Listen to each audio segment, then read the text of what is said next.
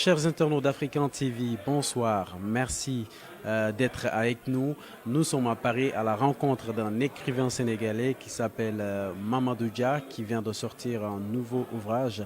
L'ouvrage est intitulé Afro-clivage. Monsieur Dia, bonsoir. Bonsoir, ça va pas mal et vous? Merci. Alors, très belle présentation. Déjà, félicitations pour cet ouvrage qui parle de beaucoup de choses sur l'Afrique et qui revient aussi sur l'histoire de l'Afrique francophone et de sa relation avec la France. Mais au sortir de cette présentation, qu'est-ce qu'on peut retenir d'Afro-clivage?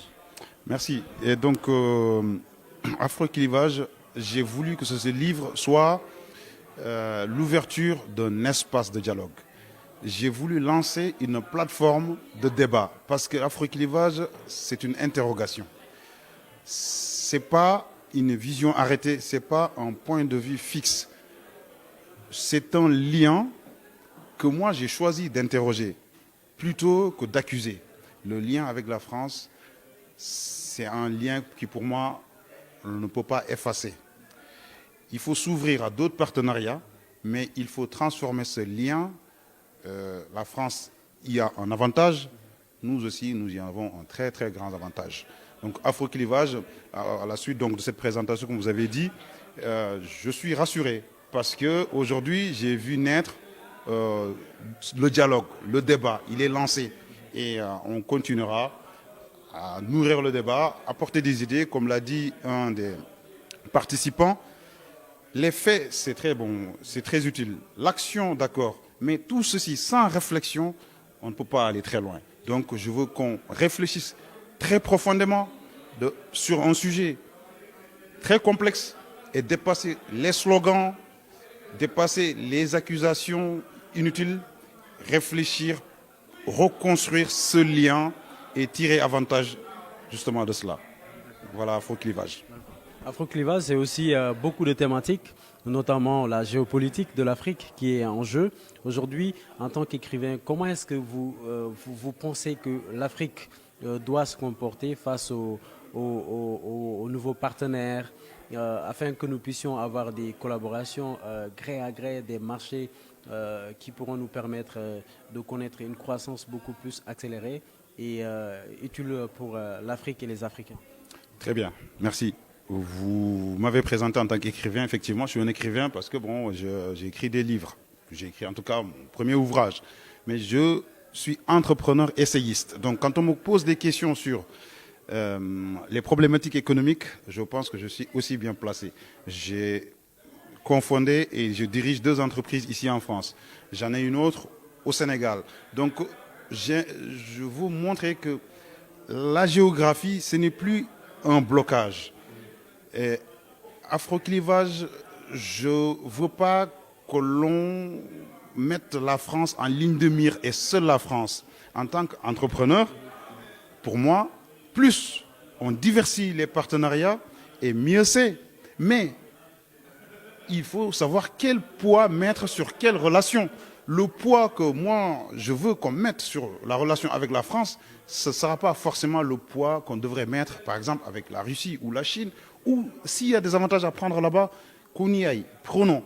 Mais il y a un fait historique qui fait que ça peut que nous aider dans notre démarche d'indépendance. Donc, s'ouvrir, effectivement, mais faire avec l'existant, sans ne pas tout rejeter en bloc. Voilà, merci. Une toute dernière question, mais ce sera une question hors contexte.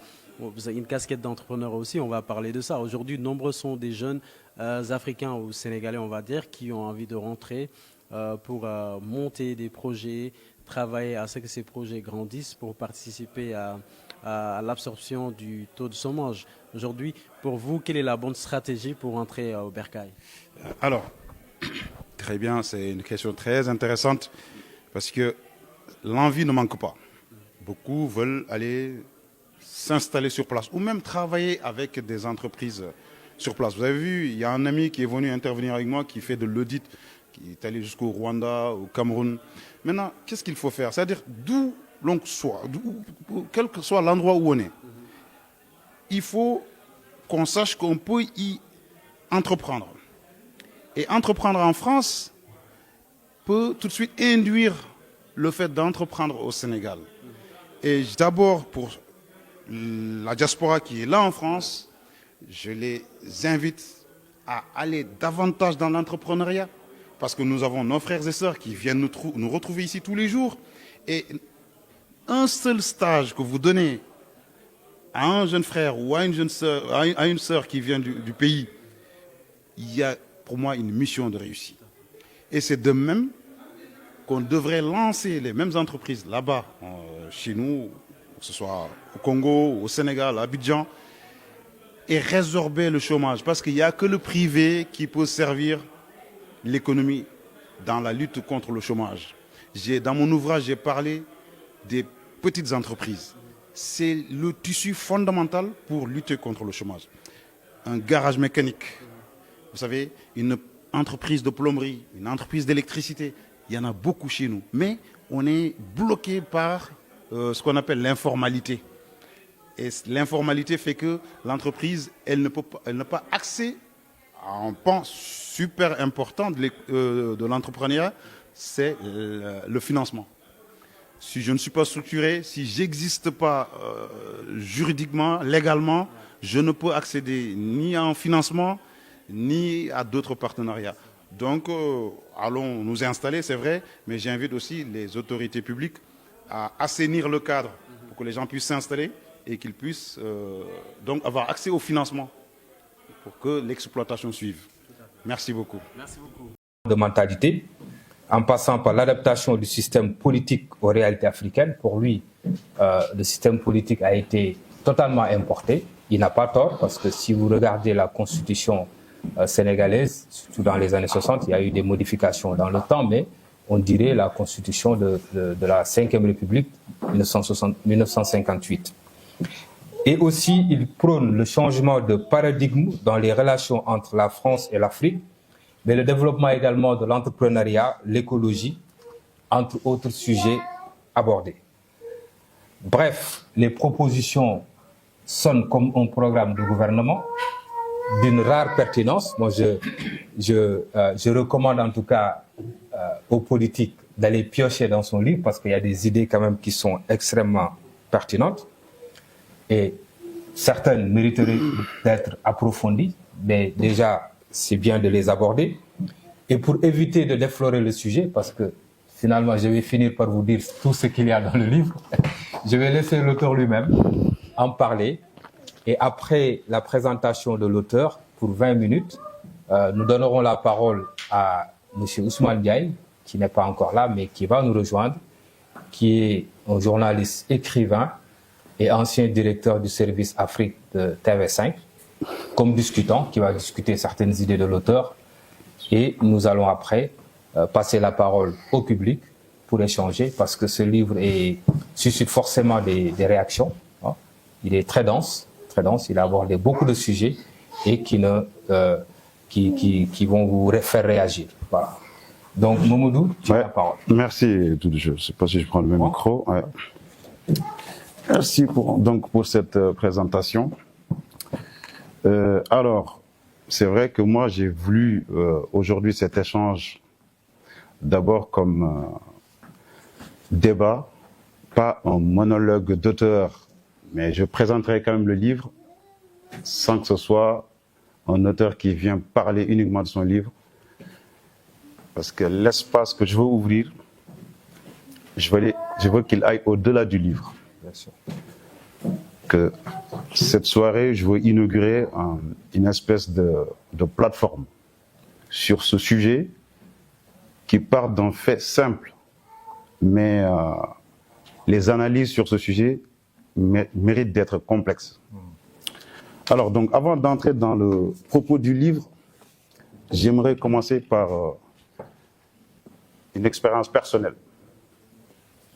J'arrive en France pour poursuivre mes études, comme vous venez de le dire, via une bourse. Mais tout de suite, comme beaucoup de gens, je suis saisi d'un certain malaise.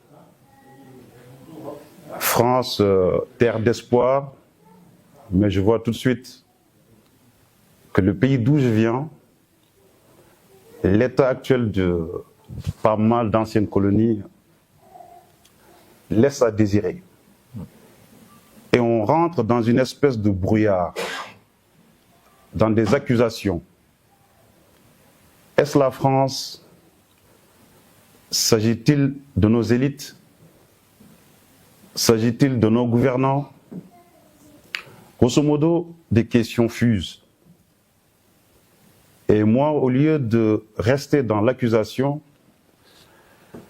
j'ai choisi de faire partie de ceux qui ont voulu interroger ce lien.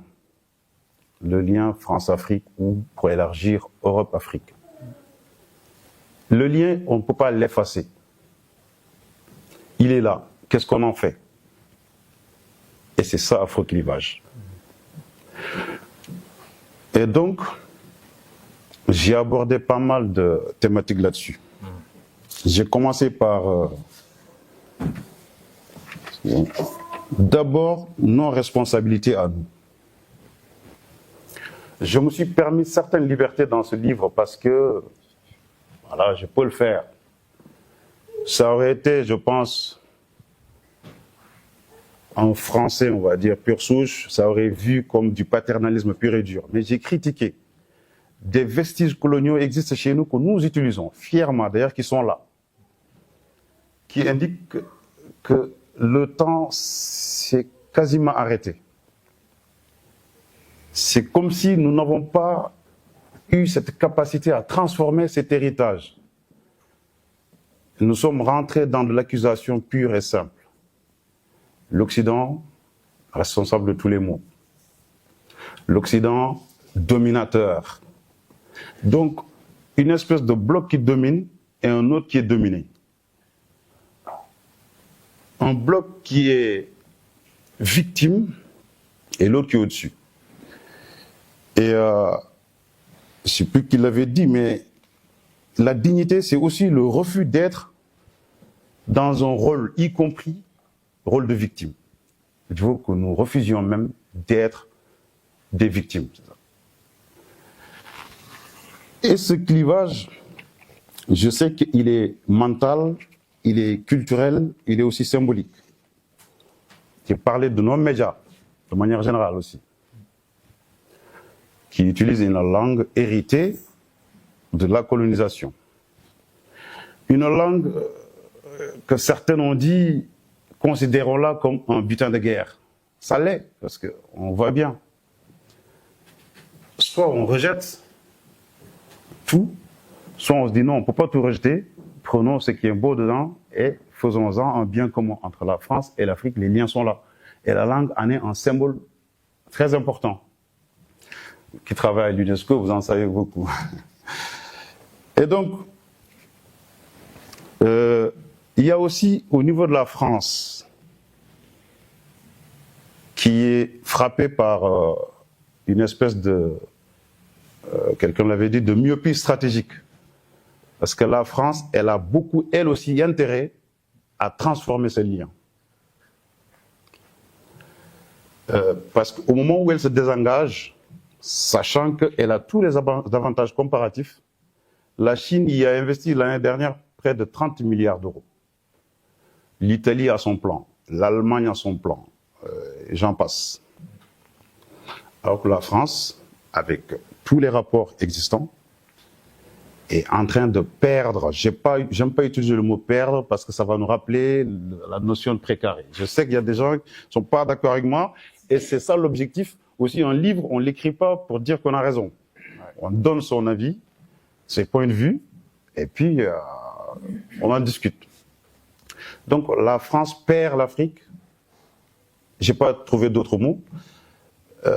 Et ça va être une perte pour les deux parties, les deux rives, j'ai envie de dire. Et cette myopie de la France aussi, moi j'ai proposé à ce qu'on interroge. Il y en a qui disent c'est un continent d'avenir, ça commence aussi moi à m'irriter personnellement qu'on dise tout le temps l'Afrique continent d'avenir. Donc on devrait enfin quitter cette posture de continent d'avenir, être tout simplement un continent où les gens peuvent choisir venir s'installer ou de quitter. Donc, mes amis, l'histoire est écrite, la relation, elle est là, qu'on le veuille ou non. Comme on dit ici, le vin est tiré. Il n'y a qu'à faire avec. Donc, dans ce livre, j'ai voulu en faire, comme je disais, une plateforme d'échange, une exigence de responsabilité et qu'on quitte les slogans. Faire preuve de complexité. Le sujet tel que la monnaie franc CFA ne doit pas être laissé entre des mains des gens qui ne maîtrisent pas le sujet. Ça, c'est un exemple. Beaucoup de sujets entre la France et l'Afrique sont tombés dans des espèces de simplification. Et les spécialistes ont déserté le terrain. Donc, comme je disais au début, je n'ai pas voulu cette présentation descendante, une espèce de monologue. Il faut que ce soit un échange. Je compte sur vous tous ici. Poser des questions, challenger le livre et qu'on en fasse donc une ouverture d'une plateforme qui va perdurer. Je suis donc très heureux que cette présentation prenne cette forme. Merci Doudou Sidibé d'avoir accepté de modérer cet échange avec la rigueur que je vous connais. Et si vous n'étiez pas d'accord, je sais que vous auriez dit ça. Je remercie vous tous pour votre présence. Je ne vais pas être très long. Et c'est avec plaisir que j'attendrai vos questions. Merci. Moi, je vais parler du fameux soft power.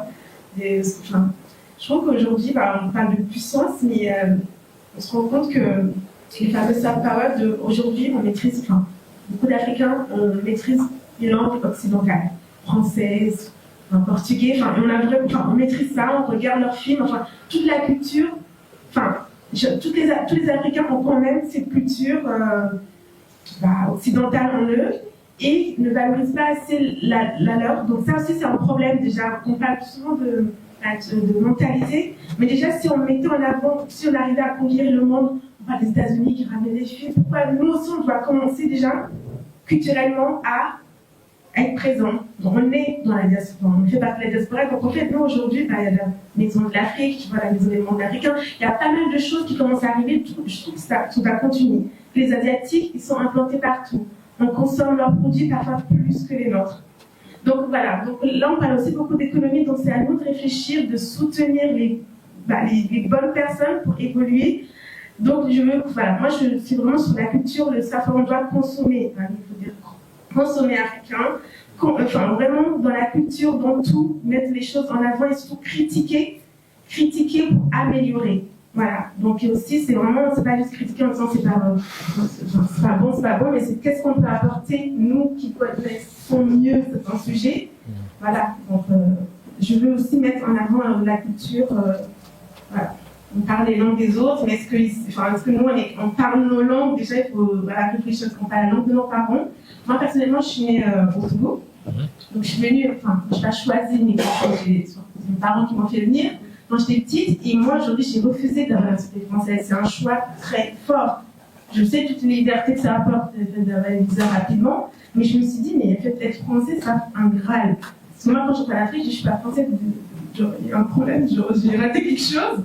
En fait, je me dis, c'est important aussi de se dire que l'égalité des chances, c'est se dire, avec mon passeport moi togolais, je peux avoir les mêmes chances qu'un passeport français, américain, voilà. Déjà pour moi, je veux cette égalité, je veux prôner une égalité des chances économiques, mais aussi, je dis ça culturelle, mais par rapport à la mobilité, tous les passeports doivent avoir la même puissance. Pour moi, ça commence déjà de là. Le fait d'être né au Togo, j'ai compris directement qu'il y avait un problème, que je n'avais pas les mêmes chances. Donc moi, je me bats pour ça en regardant ma nationalité togolaise en disant j'ai les mêmes droits, ok, je dois voyager en Corée, je vais donner mes avis d'intention, je vais donner pas mal de trucs, mais au moins, je vais réfléchir avant d'aller en Corée. Merci. Voilà. Donc je trouve que les soft power, il faut réfléchir à consommer africain pour montrer au monde que nous sommes là. Absolument. Et pas pour consommer que la culture des autres, mais pour mettre la nôtre aussi en avant. C'est important, c'est important. Merci beaucoup pour votre contribution. Dans un tout petit village de l'Autriche, Et quand vous entrez dans ce village, c'est de grosses pancartes, des images d'hommes sénégalais avec des boubous. Et jusqu'à maintenant, comme disait Ousmane, c'est pas une question d'argent.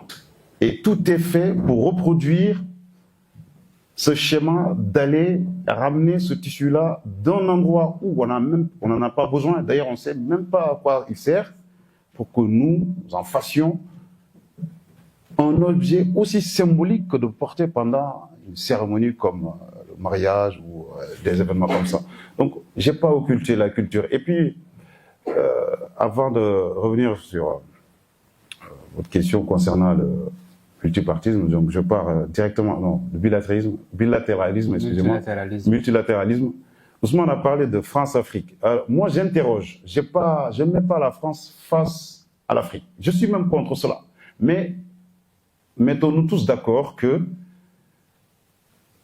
il y a un fait qui est là. Il y a des slogans, il y a des discours accusateurs. Nos dirigeants mettent beaucoup d'énergie dans l'accusation de l'ancien colonisateur. Ça, c'est en fait. Et moi, c'est ce lien, c'est ce rapport que j'interroge finalement. Nous avons vu des candidats à des élections qui... Et la France, la jeunesse finalement est mobilisée contre la France. Et moi, je sais qu'aujourd'hui, c'est l'Europe qui est en face à face avec l'Afrique, et d'ailleurs qui n'a plus la centralité. Mais ce côté qui fait qu'on est en train de drainer toutes nos énergies vers une accusation permanente, c'est ce que j'interroge. Je suis d'accord pour que d'ailleurs qu'on remette ça à plat. Mais ne nions pas, je reviens encore là-dessus, ne nions pas l'histoire. On ne peut pas. Il y a un lien qui est là, on ne pourra pas l'effacer. Qu'est-ce qu'on en fait? C'est ça le sujet. Maintenant, concernant l'UNESCO, bon, vous voyez, ça a été dirigé par des gens, pas comme nous, qui, eux, ont eu l'expérience de la colonisation. Notre ancien président, je pense, qui était à l'UNESCO. C'est des gens qui ont été formés ici par l'École nationale d'outre-mer, je ne sais pas comment elle s'appelle d'ailleurs, l'INFOM, voilà, pour représenter la France chez nous. Eux, ils ont vécu la colonisation, ils ont traversé le cap des indépendances. Mais nous, aujourd'hui, on n'en a que l'héritage. Et qu'est-ce qu'on peut faire avec des organismes comme ça? Il faut les garder, mais il faut complètement transformer la façon de faire. Parce que comment c'était parti, vu les personnes qui étaient là avant, on ne peut pas rester sur le même schéma vertical. Vertical, je ne sais pas, c'est parce que bon, le Nord est toujours situé en haut, donc de la France vers chez nous. Ces organismes-là, inconsciemment, répètent ce schéma. Pourquoi le siège de l'UNESCO est ici, si tous les programmes sont orientés vers chez nous? C'est des questions qu'on doit se poser. Donc je reviens peut-être sur M. Kassé, bon, qui connaît bien. Son discours est très franc, direct. Mais je pense que je n'ai pas fait un programme politique dans ce livre. Je suis pas, voilà, je sais qu'il y a de l'argent qui a été emprunté, voilà, vous indexez une réalité aujourd'hui chez nous. Bon, c'est vrai, c'est pas vrai, mais en tout cas, je sais une chose, c'est que la posture d'accusation, la responsabilité ailleurs, si on reste sur ça, une France qui démet des gouvernements, une France qui place des gens, et ça, à mon avis, c'est des efforts inutiles. C'est-à-dire de continuer à dire c'est la France qui est derrière. Comme on a cité tout à l'heure un exemple, il y a eu des pays qui ont connu cette même expérience que nous, mais qui s'en sont sortis. Et nous, jusqu'à maintenant, on continue l'accusation. Donc, c'est dommage. Je ne dis pas que ce n'est pas une réalité, mais ce qui fait que ça existe encore, ce présent-là, nous y avons une très, très grande part de responsabilité. C'est ça que je veux qu'on interroge. Voilà. Je voulais juste rajouter une petite chose, en fait. Rapidement. Oui, parce que, juste pour rebondir à ce que M. Diaye a dit, justement, est-ce qu'on ne devrait pas dire, en fait, la France, clivage France, Afrique de l'Ouest? Pourquoi je dis ça? Je vais mettre ma casquette historien, parce que quand on regarde bien au niveau de l'histoire, le modèle de colonisation des Français était différent de celle des anglophones, en fait. La France, c'était un style assimilationniste parce que les anglophones, une fois qu'il y avait eu la décolonisation, ils étaient partis, voilà, ils sont passés à autre chose. Alors que la France a toujours continué. Ce qui fait que, peut-être ça justifie plus ou moins, ce qui fait que les pays de l'Afrique de l'Ouest, parce qu'il faut bien préciser, ou francophone, l'Afrique francophone, sont toujours là en train de dire oui, France, parce que il y avait la décolonisation, mais la France continuait aussi. Vous avez l'exemple de notre pays au Sénégal, parce que dans les années 60, il y avait la décolonisation, mais dans le gouvernement, il y avait toujours aussi des Français qui étaient là, présents, qui remontaient des informations, etc. Est-ce que c'est pas ça qui explique le fait que les gens parlent toujours voilà, de ce sujet-là? Ouais. Et juste pour finir, donc Michel Diagne, je suis d'accord avec lui, c'est vrai qu'effectivement, moi je ne suis pas d'accord quand on parle de France, Afrique, parce que l'Afrique est un continent, la France est un pays. Et d'ailleurs, j'ai souvent l'habitude de dire à des Français, le jour où vous comprendrez cette différence-là, on arrête de vous l'accuser. allez bien comprendre beaucoup de choses. Et l'Afrique, donc c'est divers, hein, avec des peuples, voilà. Okay. Ouais, merci. Merci beaucoup. Merci beaucoup. J'ai l'impression que M. Ndiaye, ce qu'il dit, c'est pas contradictoire avec ce que tu dis. Voilà. Je pense qu'il apporte même de l'eau dans ton moulin. Oui, tout à fait. Oui, parce que lui, ce qu'il dit aussi, c'est de vraiment tourner cette page-là. Absolument. Voilà, et de se tourner vers l'avenir, construire l'avenir de l'Afrique.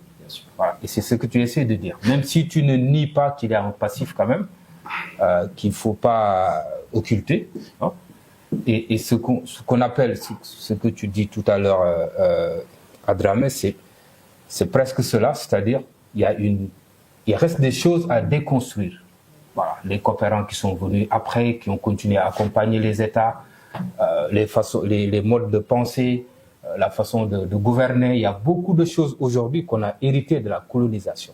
Est-ce qu'il faut continuer à les utiliser ou est-ce qu'il faut créer un modèle innovant, tout à fait africain, authentique, pour pouvoir finalement asseoir le développement? Je pense que tu devrais aussi répondre à cette question-là. Voilà. Ouais, donc oui, je suis sur la même ligne qu'Ousmane, mais on n'est peut-être pas d'accord sur en fait quand on dit nous-mêmes, c'est-à-dire que il faut pas aller il faut qu'on se développe, qu'on fasse les choses nous-mêmes et écarter l'ancien colonisateur. C'est-à-dire que en faisant ça inconsciemment, on continue à dire qu'il joue le rôle de l'élément bloquant. Alors que non, on peut co-construire. On peut être souverain tout en ayant un partenariat. Et d'ailleurs, je reviens, il ne faut pas nier la réalité, c'est que nous sommes là. Vous voyez bien, aujourd'hui, il y a des destins entremêlés, des Français qui s'y sont installés, maintenant des Français issus des Français issus de l'immigration qui vont le va-et-vient, qui investissent et là-bas et ici. Donc, ce lien, ok, allons vers la souveraineté, mais c'est pas synonyme de rupture totale avec la France. Merci beaucoup. C'est cela. Même si moi je prends de rupture totale. Oui, bon, voilà. Oui. C'est par contre, voilà, je ne suis pas contre qu'on puisse prôner les choses, mais j'ai dit, la relation est complexe. Allons au-delà des slogans. Telle entité dégage, tel machin dégage. Voilà, d'accord, mais qu'on bâtisse sur des projets bien ficelés. Oui, mais dans le livre, Mamoudou, vous n'avez pas beaucoup parlé de la France. Vous avez parlé de l'Afrique et de certains pays, mais pas de la responsabilité ou bien de la posture ou même du rôle de la France. Rien sur la France. Mais qu'est-ce que vous pouvez nous dire sur la France, de sa responsabilité, pour que l'on puisse tourner cette page-là et écrire une nouvelle page? Voilà. Qu'est-ce que vous pouvez nous dire sur ça?